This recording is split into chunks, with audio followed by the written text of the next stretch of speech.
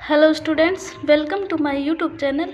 आज के लेक्चर में हम वर्गीकी संवर्ग पढ़ेंगे। इससे पहले वर्गीकरण द्विनाम पद्धति हमने पढ़ ली थी। आज के लेक्चर में वर्गीकी संवर्ग स्टार्ट करते हैं।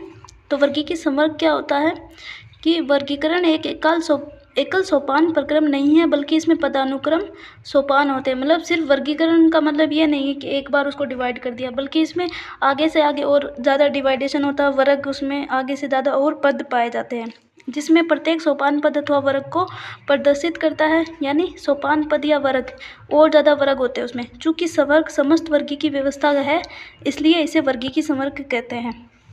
और तभी सारे संवर्ग मिलकर वर्गीकी पदानुक्रम बनाते हैं। प्रत्येक संवर्ग वर्गीकरण की एक इकाई को प्रदर्शित करता है। प्रत्येक संवर्ग वर्गीकरण की एक इकाई को प्रदर्शित करता है। वास्तव में ये पद को दिखाता है और इसे प्राय वर्ग या टेक्सोन कहते हैं। कल भी बताया था कि टेक्सोन क्या है।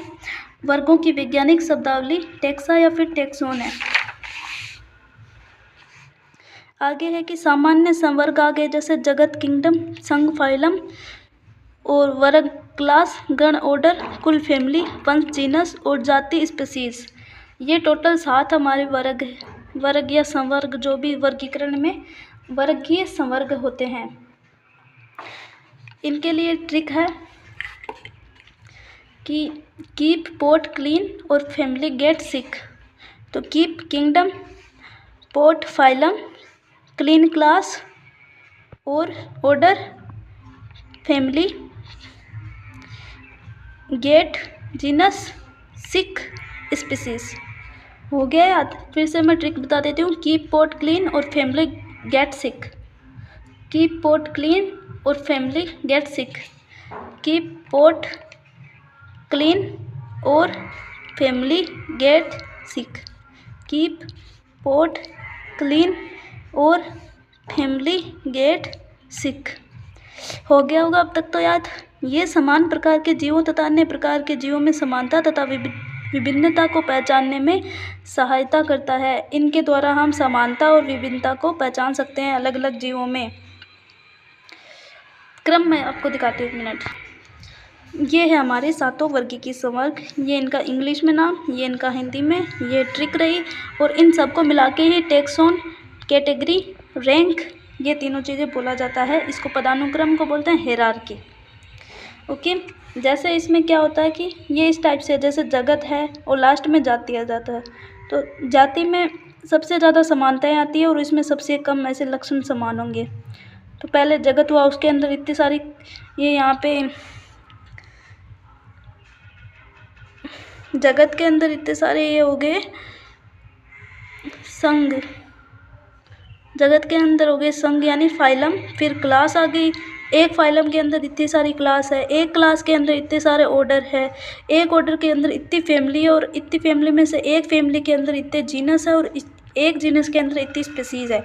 तो यहाँ तक समानता ज़्यादा दिखेगी, लेकिन लास्ट में ऊपर जैसे जैसे जाएंगे तो उनमें समान लक्षणों की कमी आएगी। फर्स्ट थिंग आती है स्पीसीज यानी जाति। जाति पढ़ेंगे। जीवों के वर्ग जिसमें मौलिक समानता होती है उसे स्पीसीज कहते हैं। स्पीसीज किसे कहते हैं? जिसमें मौलिक समानता होती है, सबसे ज़्यादा समानता उसमें देखी जाती है। स्पीसीज में जाति है वो आपस में जनन में सक्षम होती है और उनके आपसी जटिल संबंध होते हैं। जाति जो टर्म है जॉन रे द्वारा दिया गया, याद रखना आप। जॉन रे साइंटिस्ट है, इम्पोर्टेंट है। जॉन रे द्वारा जाति शब्द या फिर जाति टर्म दिया गया। जो जाति के जीव है एक दूसरे से जनन कर सकते हैं। जैसे हम इसके लिए माने तो मेंजिफेरा इंडिका, सोलेनम ट्यूबरेसम, आलू, पेंथेरोलियो, शेर के उदाहरण लेते हैं। ये स्पीसीज है, लेकिन ऐसे अलग अलग स्पीसीज है, इनके आपस में जनन हो सकते हैं। लेकिन जैसे शेर का शेर के साथ ही होएगा। इन सभी तीनों नामों में इंडिका, ट्यूबरोसम और लियो जाति संकेत पद है, जबकि पहले शब्द मेंजिफेरा, सोलेम तथा पेंथेरा वंश के, पहले वाला वंश आगे वाला जाति। प्रत्येक वंश में एक या एक से अधिक जाति संकेत पद हो सकते हैं जो विभिन्न जीवों जिनमें आकारिकीय गुण समान हो को दिखाते हैं। इनमें आकारिकीय गुण समान होते हैं। प्रत्येक वंश के अंदर एक या एक से अधिक जातियां हो सकती है। जैसे पेंथेरा की एक अन्य जाति होती है जिसे टिग्रिस कहते हैं, सोलेनम में अन्य आती है, नाइग्रम मेलेंजना आते हैं। तो ये अलग अलग जातियाँ भी इसके अंदर आती हैं। मानव की जाति सेपियंस है और होमो वंश है, तो इसको बोलेंगे होमो सेपियंस, ये हमारा वैज्ञानिक नाम है। ये तो हमें ध्यान होना ही चाहिए, चाहे इम्पोर्टेंट हो या ना हो। हमारा वैज्ञानिक नाम है होमो सेपियंस, होमो इसकी वंश, ये जाति। अब पढ़ेंगे वंश। तो वंश में संबंधित स्पीसीज का एक वर्ग आता है। वंश है, उसके अंदर बहुत सारी जातियां आएगी।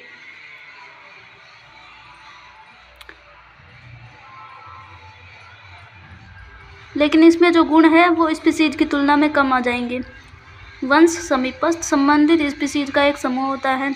उदाहरण के लिए आलू, टमाटर, बैंगन, ये दोनों अलग अलग स्पीसीज है, लेकिन ये सभी सोलेनम वंश में आती है। स्पीसीज अलग है लेकिन सारों का वंश सेम हो गया ना। जो पेंथेरा, चीता, शेर इनके पढ़े थे, पेंथर टिग्रिस, इनके ये वैज्ञानिक नाम आपको याद रखने हैं। जिनमें बहुत से गुण हैं वे सभी पेंथेरा वंश में आते हैं। ये वंश दूसरे वंश फेलिस जिसमें बिल्ली आती है से भिन्न है।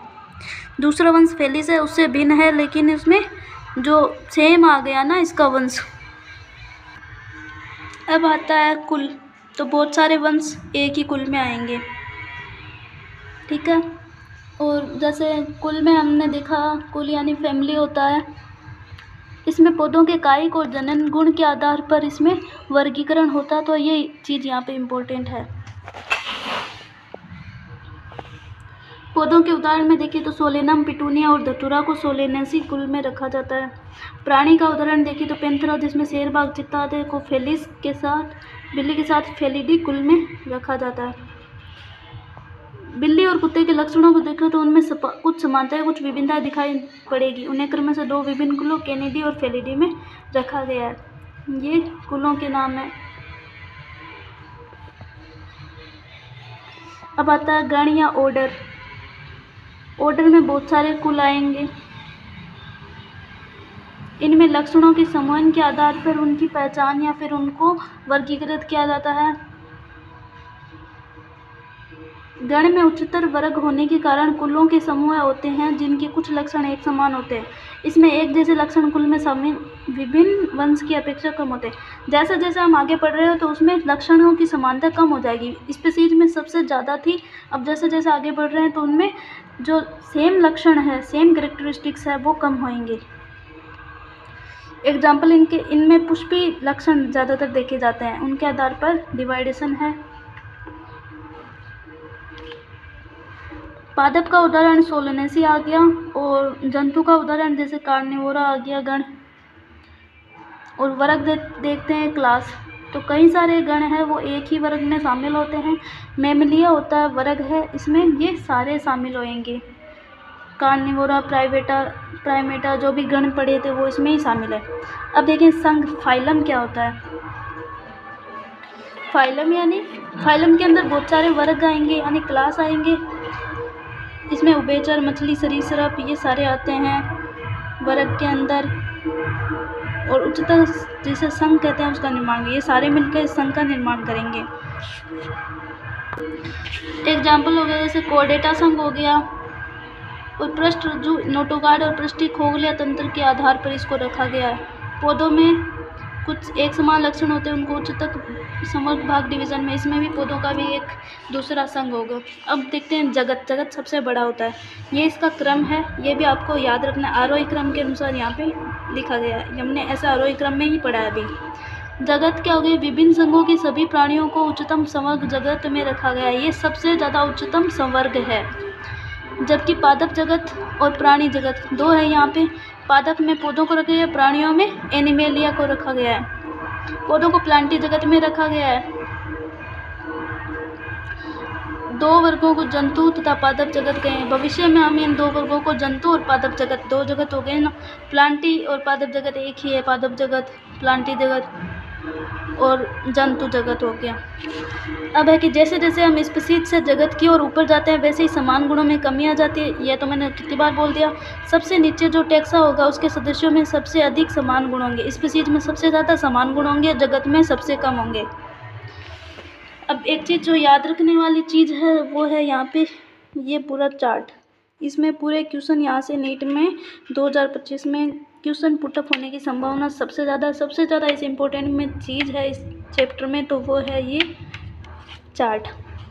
इसमें इनके जैविक नाम है, होमो सेपियंस अभी हमने पढ़ा था, आम का पढ़ लिया, इनके वंश कुलगण, ये सब हमें याद रखने हैं। नेक्स्ट वीडियो में अगर हो सकेगा तो मैं इसके लिए ट्रिक बनाऊंगी। इसके बाद हम चैप्टर पढ़ेंगे इनका जीव जगत का वर्गीकरण। अगर वीडियो पसंद आया तो लाइक शेयर कमेंट ज़रूर कीजिएगा। Okay, thank you.